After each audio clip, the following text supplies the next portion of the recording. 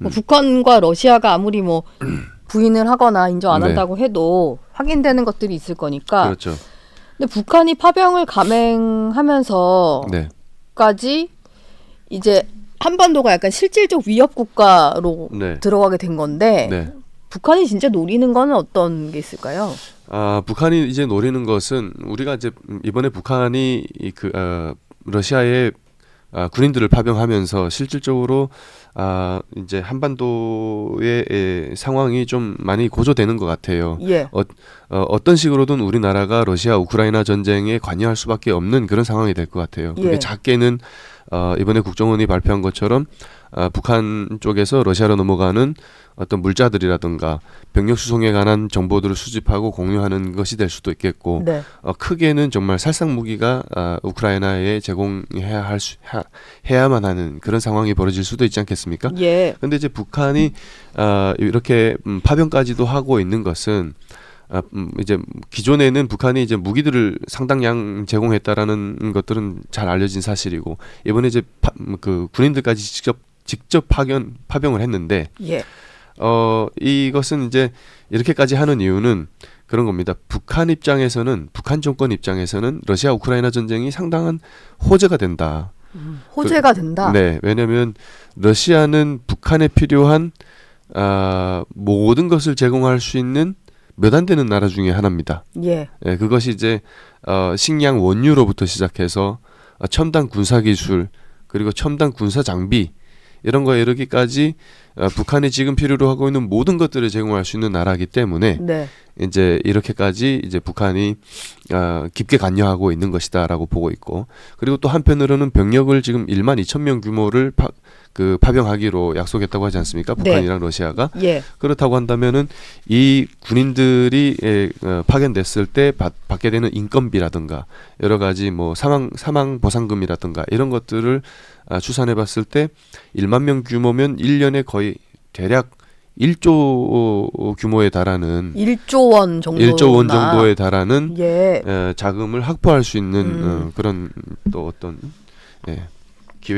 기회도 될 수 있다라는 측면에서 김정은이 단행하지 않았는가. 그래서인지 이제 젤렌스키 우크라이나 대통령이 네. 돈 때문에 결국 북한이 러시아를 지원한 거다라고 얘기를 했는데 실제로도 좀 그럴 수 있나 보네요. 실제로 그렇죠. 왜냐면은 러시아에서 징집하는 러시아인들 중에서 징집해서 이제 징집하는 군인들에 대해서도 어떻게 보면 월급을 제공하고, 그리고 그 전사하게 되면은 사망 보상금도 지급하고, 러시아인 기준으로는 사망 보상금이 1인당 한 1억 정도 되는 걸로 알고 있습니다. 아, 그렇군요. 네, 그리고 월급은 한 280만 원 내외 정도인 걸로 알고 있고요. 예. 그래서 이번에 북한군도 파견했을 때 1인당 275만 원 수준의 월급을 지급할 거다라는 얘기가 있지 않습니까? 예. 그렇게 되면 1만 명 정도면 거의 한 달에 300억 정도 되는 돈을 벌어들일 수 있는 상황이고요. 그리고 북한군이 전쟁 경험이 없는 아무리 특수부대라고 할지라도 전쟁 경험이 없고, 또 이 북한 특수부대는 한반도의 산악 지형에 적응된 군인들이라 예. 그 러시아 우크라이나 전장은 지금 평야가 아닙니까? 평야지대 전투에는 익숙치 않은 북한 군인들이 갔을 때 정말 사상자가 많이 날 가능성도 높거든요. 네. 그러면은 이제 러시아군하고 동일하게 지급하지 않는다고 하더라도 분명히 사망 보상금도 있을 겁니다. 이런 것들을 종합적으로 봤을 때 1년에 한 1조 정도의 자금이 이제 형성이 될 수 있는 것이고, 그거에 대한 것을 이제 현금으로 받든 물자로 받든 군사기술로 받든 북한은 어떻게든 받을 것이다라는 점이죠. 그건 이제 군인들한테는 전혀 가는 돈이 아니죠. 그냥 북한 절대로 당국에서 안 가죠. 가져가는 그렇죠. 거죠. 예. 예. 아마 군인들에게는 일단 군인들은 통장 자체가 없을 것이고, 예. 현금으로 지급해도 바로 회수해 갈 것이고, 아마 이것은 그 러시아하고 북한 당국하고 아마 직접 계약을 해가지고 돈도 그렇게 북한 당국으로 바로 흘러갈 가능성이 높습니다. 예. 네. 이게 뭐 아직까지는 한반도에 당장 이제 남북 간의 어떤 이제 전쟁 위협이 있는 건 아니지만 그 여러 가지 뭐 오물풍선이든 무인기든 네. 뭐 오가는 것들이 좀 있고 네. 발언 수위는 좀 높아지는 상황이잖아요. 네. 근데 이렇게 북한이 실제로 전투에 참여해서 실전 경험을 쌓게 되면 네. 나중에 이제 우리나라에게도 저게 좀 위협이 될 수 있을 거란 생각이거든요. 이게 실전 경험이라는 것이 상당히 중요하죠.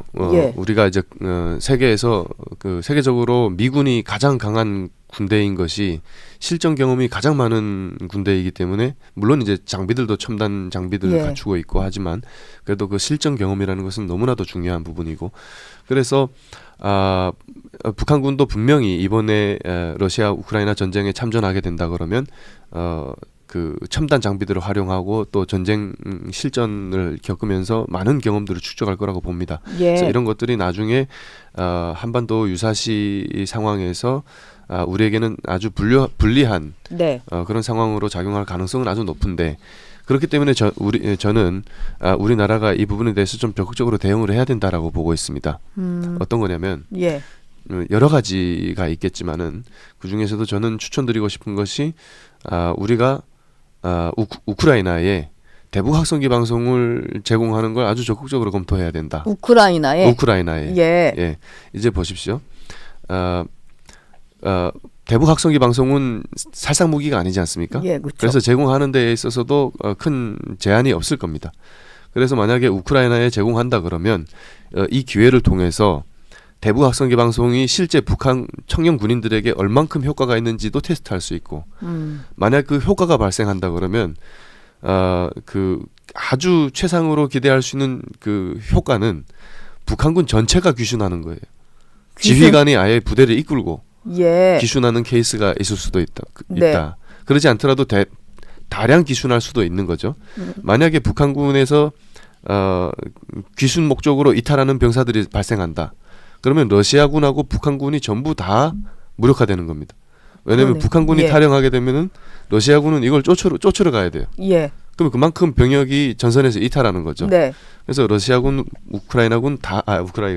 러시아군하고 북한군을 다 무력화시킬 수 있는 방법이기도 하고, 그리고 우리가 유사시에 북한군에게 대북 학성기 방송을 어떻게 효과적으로 적용해서 그들을 무력화시킬 수 있는지도 테스트할 수 있는 기회다.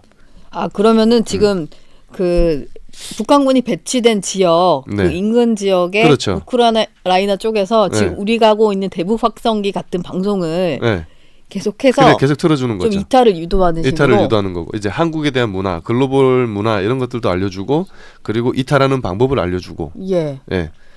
저도 안 그래도 궁금했던 게 12,000명이나 되는 사람인데 이게 북한을 벗어나서 어쨌든 뭐 파병이긴 하지만 해외로 나가 있단 말이에요. 이 중에 정말로 뭐 망명을 꿈꾸거나 이탈하는 사람이 없을까 이런 생각이 좀 들더라고요. 좋은 탈북의 기회죠.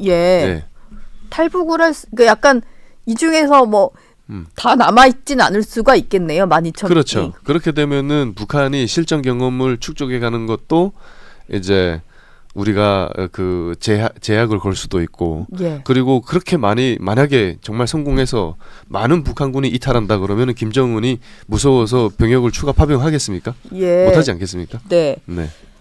좀 약간 신박한 말씀이셨던 것 같아요.